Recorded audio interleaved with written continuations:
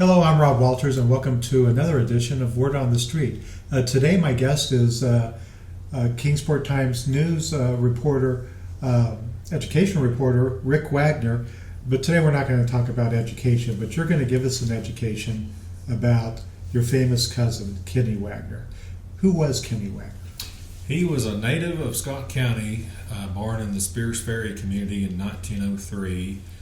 In his lifetime, he is confirmed to have killed 5 people, all of whom he said were not murdered but were killed in self-defense.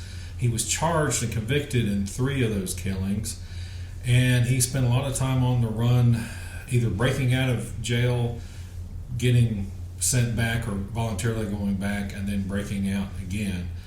I think in his last 32 years, he spent about 16 years in jail or prison and 16 years out. He ended up in Parchman Prison in Sunflower County, Mississippi, and after escaping there twice, he eventually died there, but he was brought back to Scott County, and that's in a nutshell. Okay. So, how are you related to him? My great-grandfather, who was from Hawkins County, lived there, was his grandfather, I believe. It gets confusing. I'm a double cousin somehow, but the genealogist told me that, and I don't really understand that. But my great-grandfather actually used to sort of see him when he was on the run or released on furlough, and my grandfather and my dad both knew him. In fact, they went to his funeral, and there's still people in Scott County who, with the last name of Wagner, and in this region, who are related to him, and I'm one of them. Okay. He was a little bit of a folk hero? Yes, there was an entire doctoral thesis written by a gentleman who has since retired to North Carolina. He's in his 80s now, and it was basically the self-image of a folk hero. He was more like Butch Cassidy and the Sundance Kid, along that thing. He also was a little bit like Bonnie and Clyde, except he wasn't stealing from the rich. He was just killing to get away, or thought he was being ambushed. He was apparently he's almost like from the 1800s, really, from the Old West, but he was born into the 1900s in 1903, so he's 55 when he died, by the way. Had a heart attack. Mm-hmm. There are songs about him. There are songs. There's 2 songs, 3 different performances. They are relatively accurate. They don't exactly go sequentially, or don't have everything quite right, but they get the gist of it correct. And they were 78s, and they were written and published just right during his infamy in the 20s, in his the first times that he was sort of becoming he wasn't nationally known like Bonnie and Clyde or John Dillinger, but he was regionally known, and he was everybody who knew him said he was very likable, other than the killing part. Okay. Yeah. He was a bit of a ladies' man. Yeah, his downfall in 1943, he'd escaped from Parchman down in Mississippi in 1940, and in 1943 he was hanging around northeast Tennessee and southwest Virginia, and he was supposedly on his way, according to a couple of sources, to meet up with a girlfriend, and the FBI had been brought in by the Mississippi authorities to try to get him back to Mississippi, and he was caught basically on his way. Now, I don't know, they probably would have caught him anyway, but yeah, and he had, when he was, after that arrest, he was up in, I believe it was Richmond or Roanoke, one, I can't remember. Women would just come to the jail saying, well, I'm his wife, I'm his girlfriend, and he apparently had, he was I say ladies' man is probably to put it mildly. He had, in his early days, he had really wild hair, and really thick hair, and then in his later years he sort of went bald and liked to wear hats. Okay.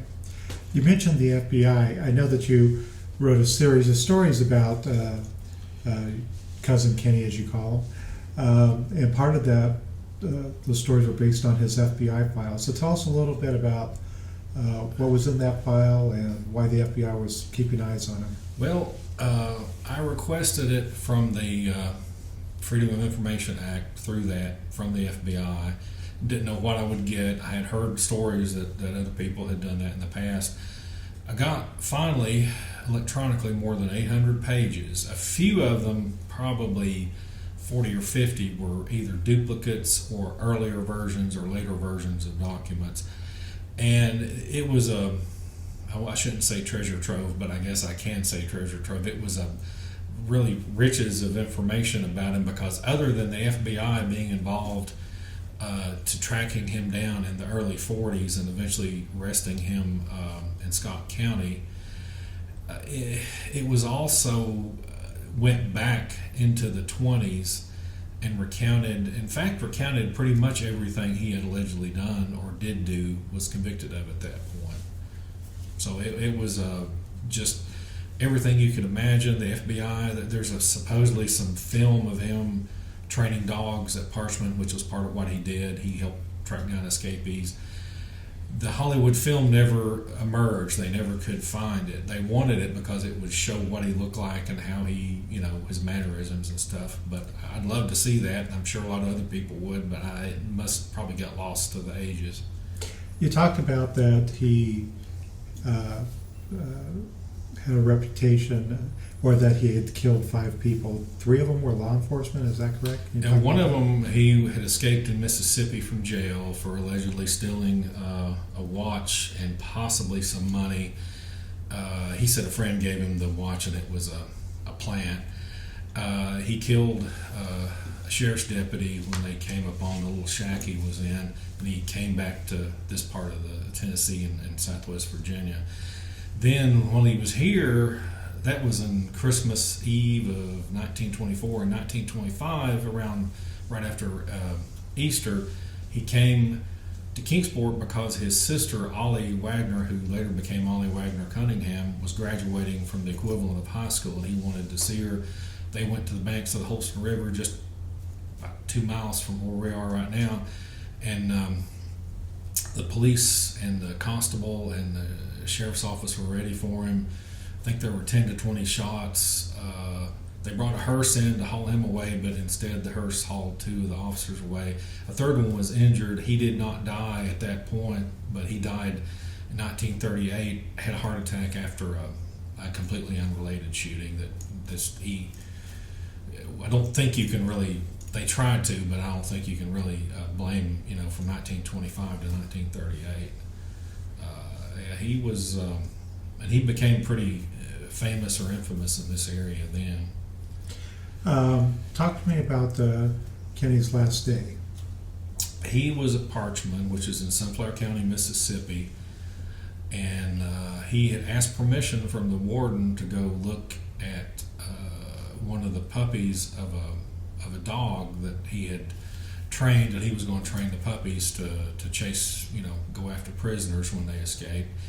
And they allowed him, and he had heart attack first in prison in the 1930s, and he knew that he wasn't well. In fact, the last time that he was arrested by Mississippi a few years before that, he didn't put up a fight, and he was actually looking forward to going back. He called it the university. Mm-hmm. And anyway, he was holding this dog, and he apparently just died. He had had a heart attack, but he protected the dog as it went down. And that he was quoted as saying a few years before that given the choice between the company of men and the company of dogs, he would choose a dog. He's also a good horseman, and he was a trick shot, or not a trick shot. He could be a trick shot if he wanted to be. He was a very accurate marksman, but he loved dogs and he loved horses. And talk about his funeral. It was in Scott County at the Scott County Funeral Home, which still exists under a slightly different name. It drew about 15,000 people, which I think was the largest funeral ever in Southwest Virginia, probably in this part of Virginia or Tennessee. There were Mississippi prison officials there. They said it was just, and I had some background when Bonnie and Clyde. Of course, they died a couple of decades earlier. I think their funerals. I can't remember, but they drew somewhere in the neighborhood of that, a little bit more. But considering he wasn't a nationally known, but it was a regional, that was and he was buried in a place called Woods Cemetery, which is near a former schoolhouse, and you can still go see his grave today, which I did. And it's sort of on a little hill and got views of the mountains. It's not anything elaborate. Just I think the first marker was damaged by people seeking, mementos or something from it. So the one that's there now is more of a flat one. After your series of stories published, you heard from people who had met him or knew of him? I tried to reach out to what I knew, but obviously, other than my immediate family, most of whom, unfortunately, they had direct knowledge of him were deceased, but a few who weren't, and some other people. But yeah, people started reaching out to me after the series ran and saying, well, I was here, or I saw that, or I knew this. And I've tried to keep up with those as best I can. It was, for a while there, it was a full-time job just keeping up with those. Yeah. And I'll probably get some from this, to be quite honest. Yeah. People are very interested. I mean, we just hit the tip of the iceberg, so to speak. I mean, he was a moonshiner. Of course, the many escapes.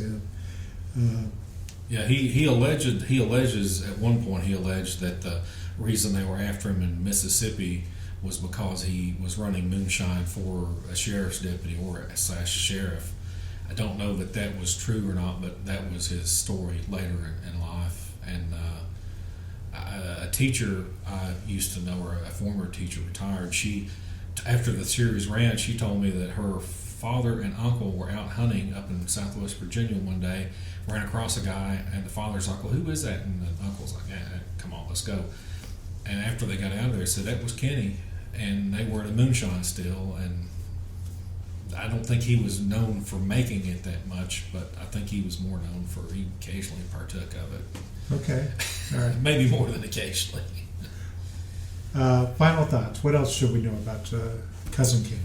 Well, when he was captured up, if you're familiar with Scott County, near where the Hobnob restaurant is, the old US 23 going up toward, I guess, Big Stone, Norton, in that area, he was in a Model A Ford driven by a cousin of his. And when the FBI, they tricked him by having a car with one headlight, had two headlights in it, had one, and they didn't think it was the same car, and that car was an FBI car. And when they got him, he tried to run a little bit, but they had tracer bullets, sort of like in the military, and he saw he was done for. And that car was sort of like the Bonnie and Clyde car. It had holes. There's a picture that we got out of the FBI files that shows the holes, and they got him like at 2 o'clock in the morning, and they put out a release. And there was like 3 different versions of that release that went out that were in the file, and I think the final one is, they were all pretty much the same, but it was interesting to see the FBI process of how we're going to put this out and what are we going to say. Right, yeah. So your stories are archived on our website, so if anybody's interested, you can go to timesnews.com and read the whole series. And so, Rick, thank you very much for sharing a little bit about your, as you call him, Cousin Kinnie. So, thank you again for joining us for this episode of Word on the Street.